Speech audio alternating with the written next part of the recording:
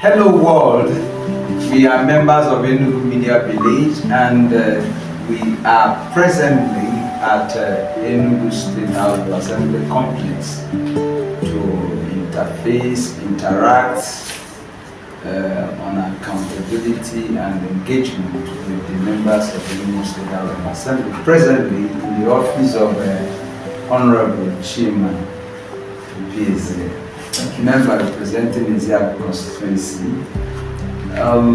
Stay tuned as we bring to you the Honourable.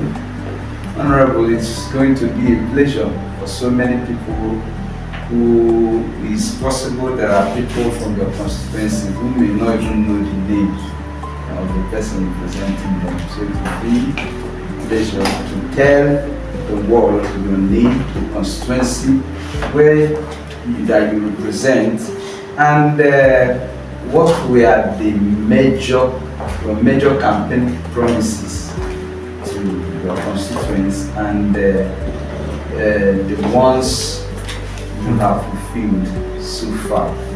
And then also tell us if there's any laws or bills that you have sponsored or supported in your year so far in the office, and if possible, how have you collaborated with the executive arm to initiate or attract projects and requirements to your people? Thank you, sir. Thank you very much. My name is Right Honourable Members Chima Obieze. I speak for the good people of Ezeagu Constituency in the State House of Assembly. And by the grace of God, I've been here for a record 3 terms, starting from 2015 till date. My assignment here ends by next year, by June next year. I would say it's been one of the greatest honor of my life to be the voice of my people for this much years. It's 11 years plus now. I consider it not a mean feat. I consider it a great feat to have been found worthy of being their voice in the House of Assembly. Primarily, I was elected to first become a legislator. Second, give my people effective representation. By legislature, I mean lawmaking, to make laws, and then to give them effective representation means to be available and accessible to them, to talk with them, interact with them, mix with them, know what they want. Because obviously, what I should represent in the State House of Assembly should be what they want. So and then if I do not interact with them, I cannot know exactly what they want and how to represent it. So and then the last of my duties, the last of the reason I'm elected is what we call oversight. Oversight is according to the French philosopher Barr, who propounded the doctrine of separation of powers, the checks and balances, where we have the executive, the legislature, the judiciary, and then we have checks and balances, where each arm of government checkmates the activities of the other. So, oversight is the process through which members of the legislature check what the executive and the judiciary are doing. That is the oversight. So, I'm elected to legislate, that is make laws, to represent, that is to interact with my people, and to conduct periodic oversight, that is to checkmate the activities of the arms of government. So I think I've done well in that light. Between 2015 and 2019, I moved a motion that brought commercial agriculture development project, a World Bank project to Enugu State. And through that project, 650 Enugu indigenes got empowered in agriculture. They were trained in different value chains of agriculture. and all of them got a grant, minimum of 3.5 million, to go and start their own business. The name of the program? Commercial Agriculture Development Project. It's a one-man project. So, for my constituency, coming to representation, 72 of my constituents emerged victorious in that project. They were trained, they were empowered, and they received 3.5 million minimum as grant, not loan, not to invest and pay back, no, it's grant. To this, if you say you want to start a poultry, you don't need to show them the farm. The money will be spent to equip the farm and to feed your birds until you're able to sell. If you say you chose rice marketing value chain, the money will be spent to get to a shop, supply you rice that you start marketing. So each person got minimum of 3.5 million. So that was the first thing first of my achievement between 2015 and then between that same period, I was chairman of the Journal Agriculture. We conducted a very thorough assessment of the Sakalos farms, local government, where I moved a motion for accountability in the farms because the state government under the former governor, Sullivan Chime, had invested billions of taxpayers' money into that farm. So I moved a motion demanding accountability. We need to know how much we are making from the farm and how it is benefiting the people of Enugu State. We also went further. In Enugu State, we had what we call Polytechnic of Agriculture. It used to be College of Agriculture. Coincidentally in my constituency. So it later became Enugu State Polytechnic. Mainly dealing on agriculture. So within that period, I moved a motion urging the state government to upgrade that institution to University of Agriculture, Enugu State University of Agriculture, Well, unfortunately, up till now, it is still in the pipeline, but the current governor has promised that before he leaves office, inshallah, in 2031, that institution will be a University of Agriculture. And numerous others. Within that same period, I co-sponsored the child rights law, now child rights law of Enugu State, where we guaranteed the rights and privileges of every child born or being raised within the territory of Enugu State. We also went further to panel beat and pass the gender equality into law.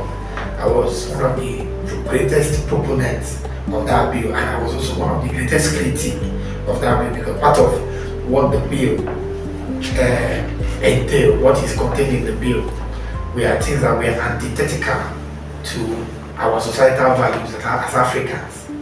When we talk about gender equality, that is most of the time to the females. Some of them, they're not really fighting for gender equality, but they're fighting for gender superiority. So some of the provisions of that bill, of an executive bill sent to us by the executive, some of the provisions that we thought we are too heavy for the male gender, we try to balance it so that no gender feels disenfranchised or feel that their rights are being trampled upon by the bill. So I was one of the proponents of the bill, because of course I have 5 sisters that I want to be well protected. I don't have a daughter yet, but I hope that I'm going to have a daughter, and I also want her rights to be protected. I have a mother, but at the same time I also know that as Africans we also have values based on the roles of men and the roles of women. So that bill, which of course was a product of the campaign of the Western world to give women such amount of rights and privileges that they have in Europe and other countries, we need to make sure that it reflected our African realities. So that was what we did, and then we passed that bill into law.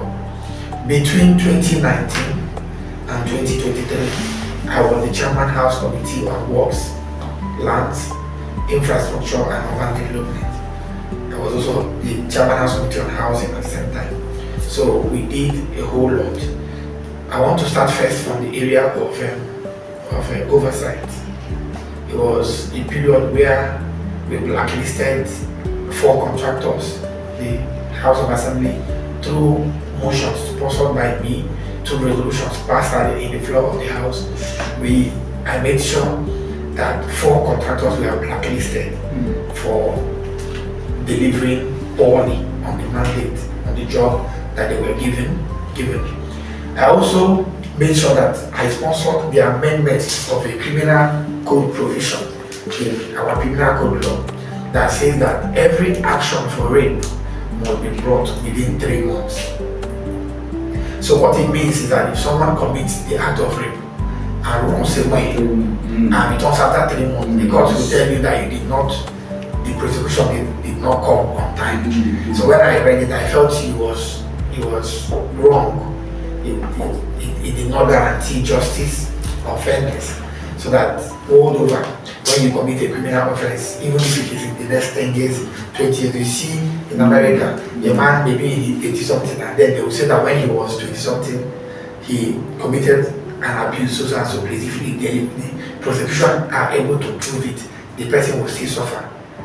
Because once you become an adult, you're supposed to be sensitive of your actions, knowing that you can answer for it at any time. That's why people like Puff Daddy is in jail today, why people like R. Kelly is in jail today, because of actions that they took. And then time has passed, but then Nemesis still got up and they still needed to answer for them. So I sponsored the amendment of that law that if anybody commits such an offense, even if you travel to Barr and come back, you will still be made to pay for that, among numerous other bills and motions.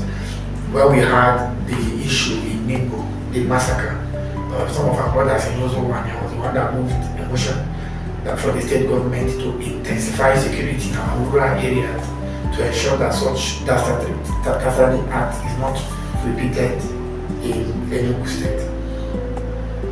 There would be so much to say. We co-sponsored the bill for Enugu State to have what we call Enugu State Road Maintenance Agency, an agency whose duty will now be anywhere there is a pothole within the Enugu Open. You don't need for government to award a new contract. You don't need to wait until the road is completely destroyed or dilapidated. You see now in Enugu, if there is a pothole here, it's a matter of weeks or months. An agency will come and cut open and patch. It is that agency which we make sure it came to fruition. And then between 2023 and now I'm the chairman House Committee on Enugu Capital Territory Development Authority, and we make sure that basically the duty of that authority is to ensure that every building being erected in Enugu meets a certain specification. The purpose or the reason for this is all these issues of building collapse or people building in waterways that will cause erosion, or people building where there is a water corporation pipe supplying water. You see, today in Enugu, some persons are criticizing the governor that he said he will provide water in Enugu. That so area don't have water until. And the truth of the matter, the governor kept that promise. He kept that promise sometime in November 2023. Enugu State started generating very large tons of water, capable of serving both Enugu and even Ebonyi. But the problem is, over time, the supply pipes have been damaged by people who were into land grabbing, poor construction, building on unapproved sites. And sometimes somebody will be digging to build, and you will see that there's water corporation pipe there. You will dig it up, block it, and build your house. Now there's water, but the problem is reticulation. How the water will get to every household in Ababa, in Emene, But I stay in GRA, and God in heaven knows that I've not bought water in my house for the past 3 years. I don't buy water. So there's water. You know, I have an apartment in New Heaven, there's water there. We don't buy water. So we know that there's water in Enugu State. The problem is reticulation, and the reason is because people have built poorly, wrongly, and illegally, blocking water access from getting to certain homes. But this is the duty of Enugu Capital since we took over. We have been trying to ensure that people don't build without approval, and even when you're building with approval, they continue to monitor the development of the building. We make sure that you don't build where it's supposed to be waterway, or where, for instance, MTN is laying their fiber optics now. You see that some people, there is a setback from every compound to the road, but some people have built and covered the setback that when MTN was laying that fiber optics, they now had to come and break people's fence in order for that fiber thing to pass. And those setbacks were also where water pipes were also supposed to pass. It's a matter of challenges, but these are things that happened, you know, over the year before this administration. We are trying to correct them now. Then, in the aspect of representation, I think so far so would have been one of the most accessible members of the House of Assembly, not just for my people, but merely for anybody who is in Enugu State, who needs access to me, who needs my attention on issues bordering on the development of Enugu. Because sometimes people come to you with frivolous and futile issues for discussion, and I do not have that kind of time or patience to indulge. So, but if you come to me with topics that deal with the development, improvement, and growth of Enugu State, things that needs to be done for Enugu to be better, you will get my attention immediately. So I hold meetings with the traditional rulers, I hold meetings with the town union, I hold meetings with the youths of my constituency, I hold meetings with the neighborhood watch, with the vigilante disability, I hold meetings community by community as the need arises to discuss on their issues, on what is bothering them, and then to know how I can help them. I have done that. In my constituency, so far so good, I have been able to train to graduation, 41 graduates from my time in government, and I still have about 20 something that I'm still training, and whether I am still in the house or not, those who are already in the scholarship, I must make sure that all of them graduated. Well, we also have about 60 something secondary school students that we take care of their fees and of their needs in school till graduation. Every year we pay for WAEC fees for students writing WAEC. We also buy jam for students writing jam in my constituency.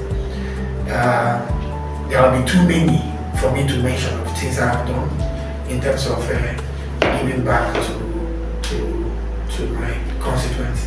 I've also made sure that some of my constituents who were tenants in Enugu became landlords by making sure that whenever government have a layout or an estate that they are doing, that I make a case that a certain percentage of that layout comes to the people we represent. So and that is subsidized rate. So I tell my people, government is trying to put up this development in so and so area. If you have interest, please apply to the Commissioner for Lands through my office, and then I follow it up to make sure that you get an allocation. So I've made my test and say that at least 10 to 15 persons from Ezeagu are landlords in Enugu today, courtesy of myself. I don't want to talk about the charitable and philanthropic works that we do. Most of the time we go to Barclay, we go to orthopedic, we go to UNTH, and then we ask if there are people from Ezeagu who has been discharged but need assistance to leave the hospital, or who are still in the hospital but doesn't have the wherewithal to take care of the bills, and we take care of them. So if you have been part of some of my campaigns in the past, you will see that sometimes when I come to a particular ward, people that have been beneficiaries of some of our philanthropic pledges will come and take the mic to say, I remember when I was in the hospital, or when I was bedeviled with so incident, that Honourable Chima Obieze came through for me, did this for me, and did that for me. I think basically where we get it wrong is our people tend not to understand the roles of the different arms of government. So you see somebody will say, since you have been in the House of Assembly, look at our road. Since you have been in the House of Assembly, we don't have school. That's true. We don't have hospital. But they do not understand that these things are not my role. I do not receive any financial vote to build roads. I receive only my salaries and my allowances. And sometimes in a year, they are not up to 20 billion. So a kilometer of road now is nearly 1 billion.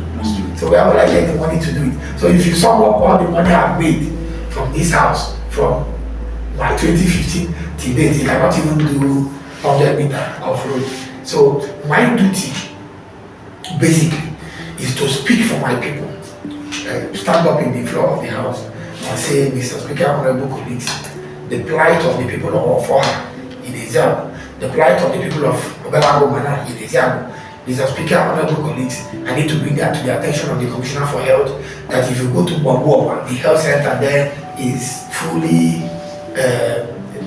destroyed, is not functional, and it means that if somebody is sick, before they can get the person to town, somebody may die. Do something about it. These things I do. I speak up for my people. When the people of Amasho cried for the road, I spoke up for them. Amasho to Yoya. I still speak up for the people of Amako, people of Neke, Oye, people of Ibeziolo, Iboloye, people of Ibutolo, whom the government has magnanimously approved the construction of their road now, based on how much we have spoken up about that. We have what we call United Palm Produce, in Ibutolo. It was a company established in the time of MIOR. It has gone completely moribund. Through a motion moved in this house, the state government came to the rescue of that company. Today, that United Palm Produce is functioning in Ibutolo. So the next step is that we are now prevailing on the governor to do the road from that is the road that will come from that UPPL in Ibutolo up to the Enugu to 90 Mile Road. That's the road that went to Zowani, to do it so that people that have palm produce or other agricultural produce to market to have access to road through which they can get their produce timeously to town. So I continue to speak up about my people, the people of Ohandam and Ohaimezi, because their road is bad, people of Agubo to Bobo, their road is bad, people of Omanandia to Agomana, their road is bad, people to Agomumba to Mumbandia, their road is bad, people from Ohaimezi to Omanandia, their road is bad, and so on and so forth. So these things I know about it. Even people of Ezeagu who happen to be the eldest clan in Ezeagu, they don't have the only asphalt road they have in their places. It's about 1 kilometer that was constructed by State. The rest of the entire community they are entangled in a web of erosion, and their roads are very terrible. So we continue to speak up to the executive. Of course, the executive have a lot they want to do, but little resources from the internally generated revenue and from the federal allocation which they are doing. So sometimes the people don't understand that what we pass through, lobbying, speaking up, shouting to get that done. What they know is that it is not done, and they will continue to call you out as their voice. They are not doing anything. Look at our road. What are you doing? Can't you bring up money and do our road? Some people even say now that the only thing you have done is carrying all the money. When for example, they don't know, you don't even see the money. There are only 3 arms of government that receive financial vote in Nigeria. It is the president, the federal government, it is the governors, the state government, and the local government chairman and the local government level. So a House of Assembly member is basically entitled to his salary, which is less than $500 million, and then his allowances for the running of the office. And these things are not outrageously big money. Sometimes it's not even enough for you and your family. But because of course you know that the mandate you have are given to you by the people, you try to maximize whatever you have economically So you'll be able to do one or two things, for your people. So I've also erected boreholes for my people. If you go to Akamoye here, you see like 3 or 4 boreholes, courtesy of me. One I attracted in Ezeagu in Enugu through Senator Barr. One I built in Enugu in Mamakama with my own personal money. One I did in Ngodo in Akamoye, and it's solar powered. It's for my people. Another one Senator Barr did in a place we call Bushowe. It is for my people, and so on and so forth. Last year, we gave scholarship, I think, to 50 Ezeagu indigenes who gained admission in Enugu State Polytechnic. It's a promise that we are yet to fulfill, but I hope that we must fulfill it within this September and October. Pay for 50 persons. We continue to pay for 50 persons every year in that university, so we can get that polytechnic, so we can get it up and running until it becomes a university of agriculture. Thank you. Out of there for now. Thank you. Thank you. When we were talking, something caught my attention. When you talked about the water project, you were able to tell us the things you put in place, you tried to put in place to stop further such damages. Exactly. Then, is there anything that is also in place to address the already caused damage?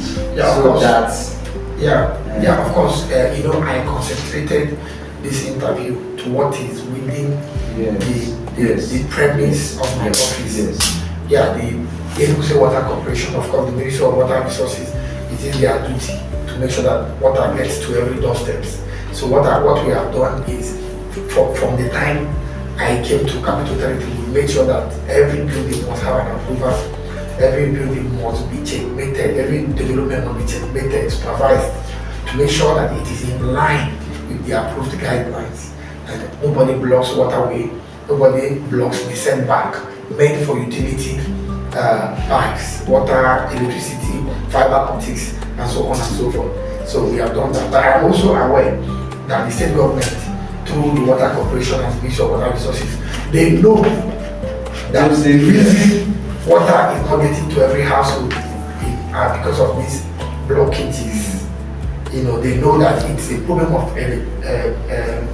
reticulation.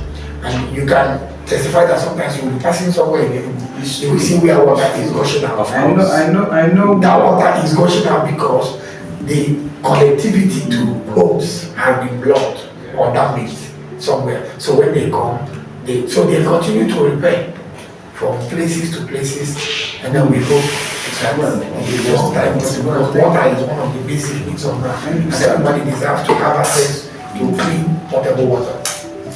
Lastly, may you please tell the world what legacy you intend? You told us that very soon, maybe July or sometime next, your tenure will be coming to an end. So what legacy do you intend to leave behind as your tenure ends? Yeah, I think the first one will be my support for education. I am someone that is very passionate about education, and I have given back to my people so much in terms of education that if any child of Ezeagu comes to me to say, I really want to go to school, this is my problem, I can sell my prized assets to make sure that I do that for the child. And the reason it's not far-fetched is because of the struggle I passed through to be educated.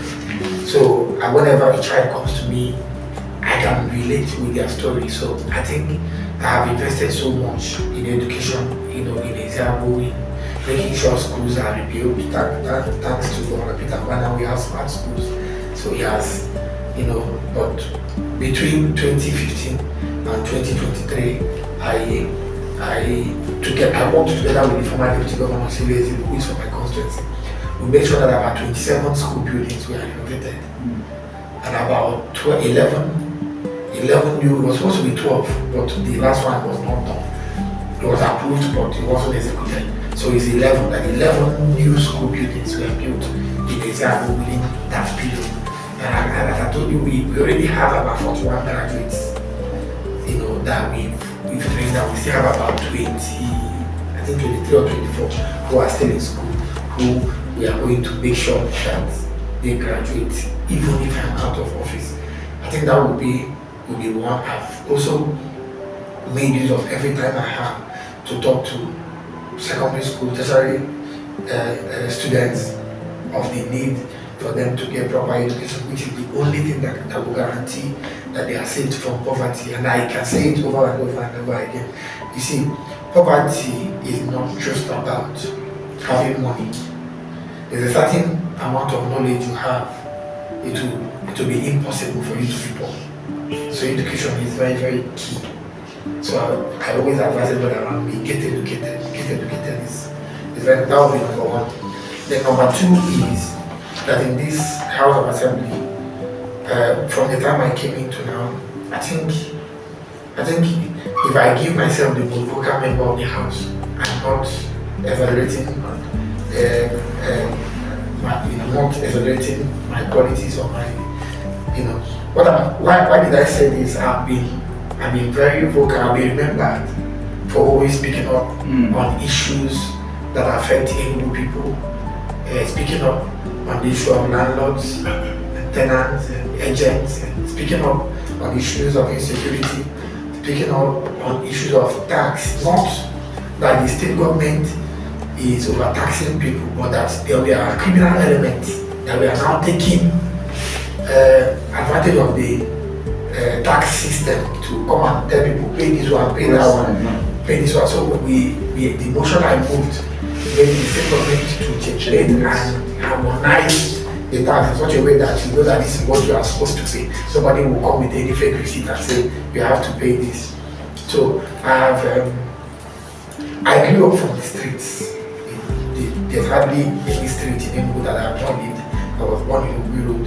I and Ikemoida, we lived in the railway quarters, and then from there, when I was in school, I lived in somewhere in Enugu Road, in Enugu. Then from there, I lived in Penelaut, where I graduated, married my wife. We lived in Abwani Road. From Abwani Road, we lived in Federal House in Transikulu. From there, we came to GRA before I moved to government. So, and in all these places that I have lived, I have friends, I have interacted.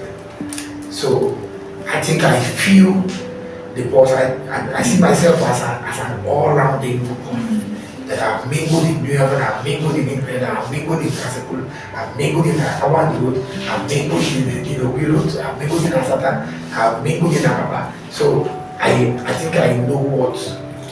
I feel the pulse of the people of Enugu State, not just the people of Ezeagu. And I tried as much as I can to use my position, my platform in the House of Assembly to speak out, to speak up for the people in areas that matter. So I think that would be another great legacy that I will leave here, and I hope that I inspire the new members of the House and the upcoming members to continue to be that vocal, and then to also continue to help their people by way of education. Every year, every 3 times every year, every Easter, every August meeting, every Christmas, I share 1,000 bags of rice with my people. Now, some people, when you're a politician and you're sharing food, people say you are weaponizing hunger. You understand? You're using hunger as a weapon to curry the goodwill of the people. But then, let's not forget the fact that we're a third world country and people are hungry. People are hungry. That's true. People are suffering. People cannot provide all that. So, if I listen to what people say about giving people rice, I will say I'm not giving. Is it not? That's true. I would say I'm not giving. Now they say that giving rice means weaponizing, but sometimes you see that the people you are giving it to really need it. So you down how anybody wants to perceive it, and then you give it to them. I've been doing it for the past 11 years. Well, thank you, sir. Thank you, sir. Thank you, sir.